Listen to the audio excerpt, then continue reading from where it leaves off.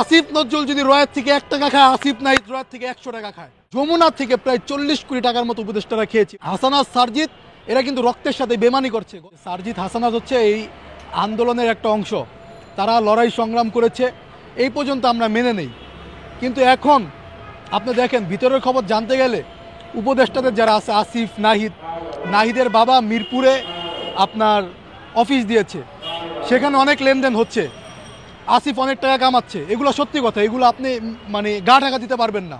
সারজিৎ হাসানাত আন্দোলনের সময়ই আপনারা দেখেছেন প্রধানমন্ত্রীর কার্যালয়ের যে উপদেষ্টারা আছে তাদের সাথে বসেছিলেন, বসে তাদের সাথে কথা বলেছেন এবং তখন নেট ছিল না, গণমাধ্যমের কাছে তারা নিউজ দিয়েছিলেন যে এই আন্দোলন স্থগিত করা হলো, আমরা এই আন্দোলন সামনের দিকে আর আগাবো না।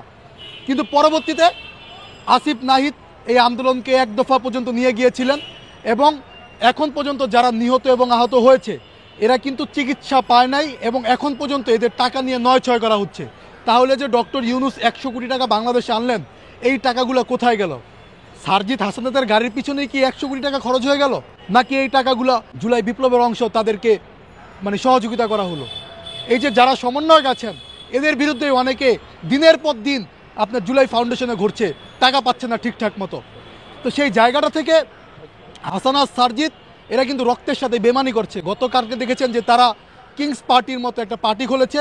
এখন তারা বলেছে যে আমরা এই যারা কাউন্সিলর আছে তাদেরকে নিয়ে পুনর্গঠন করব বা দল গঠন করব। তো কাউন্সিলর কারা? বর্তমান আওয়ামী লীগের ফেসিবাদের আমলে যারা কাউন্সিলর ছিল তারা কারা? সব তো আওয়ামী লীগের লোকের জন্য ছিল। হয়তো কাউকে আওয়ামী লীগের লোকই বিরোধী দল বানিয়েছে, কাউকে নমিনেশন দিয়ে কাউন্সিলর বানিয়েছে।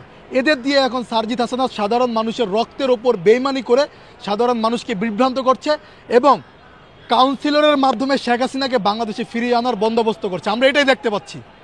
তাহলে হাসিনাকে সুন্দরভাবে ফিরে আনুক, আমরা সাধুবাদ জানাবো। হাসিনাকে ফিরিয়ে না আনে তারা কাউন্সিলরদেরকে দিয়ে পুনর্বাসন করার চেষ্টা করছে। এখন তারা আপনারা দেখবেন বিভিন্ন জায়গা থেকে টাকা এবং বিভিন্ন জায়গা থেকে আপনার যমুনা থেকে প্রায় 40 কোটি টাকার মতো উপদেষ্টারা খেয়েছে, এরকম একটা তথ্য পেয়েছি। এখন পর্যন্ত এর ভিত্তিটা জানতে পারি নাই, কিন্তু এই যে 40 কোটি টাকা যমুনা থেকে তারা পেল, এই টাকাটা কই থেকে আসলো, কেন নিল? এবং আপনারা দেখবেন যে দেশে আসিফ বলেছে, আসিফের সাথে আমার ব্যক্তিগতভাবে খুব ভালো সম্পর্ক, তারপরও আসিফের বিরুদ্ধে এই কারণে বলছি যে যেন তিনি শুধরে নেন। আসিফ বলেছে যে ট্রাফিকের জন্য আমরা 1000 ছাত্রকে নিয়োগ করব, সারা বাংলাদেশে তাদের জন্য 500 টাকা করে প্রতিদিন বরাদ্দ করা হবে, তাদেরকে ট্রেনিং দেওয়া হচ্ছে। কোন রাস্তায় একজন ছাত্র আছে আমাদেরকে দেখান তো।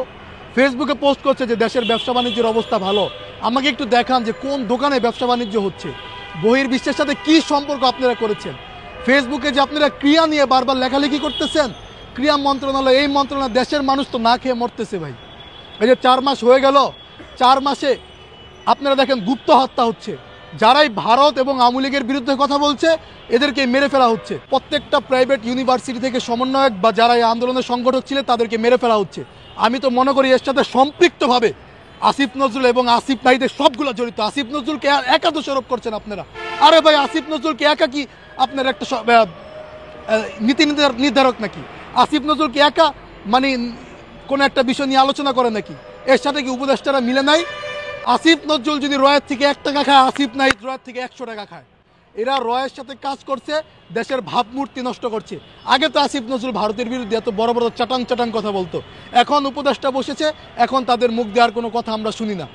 এই যে গুপ্ত হত্যা হচ্ছে, 2 দিন পরে দেখবো আমি মারা গেছি, আমার আরেকজন ভাই মারা গেছে। মানুষ এখন বাংলাদেশে নিরাপদ না। শেখ হাসিনার আমলে যেভাবে গুম করা হতো, এখন এই আমলে হচ্ছে গুপ্ত হত্যা হচ্ছে। এদের বিরুদ্ধে কোনো ব্যবস্থা নেওয়া হচ্ছে না কেন? আজকে 4-5 দিন হয়ে গেল, অনেকে আহত, অনেকে নিহত। মুন্সিগঞ্জের একজন সংগঠক তার হাতে শিরা কেটে দিয়েছে। তো এইভাবে মুন্সিগঞ্জের যে সংগঠনের হাতে শিরাটা কেটে দিল, তো বাংলাদেশে কি ক্যামেরা নাই? কোন জায়গায় এই হত্যাগুলো হচ্ছে সেখানে কয়টা মোবাইল অ্যাক্টিভ ছিল? বাংলাদেশে কি টেকনোলজি বোবা নাকি ভাই? এই টেকনোলজিগুলো ইউজ করেন আপনারা ভাই, টাকা কামাচ্ছেন, আপনাদের পরবর্তী ধান্দা আমার বোঝা হয়ে গেছে। দেশের মানুষের জন্য সৎভাবে কাজ করেন ভাই।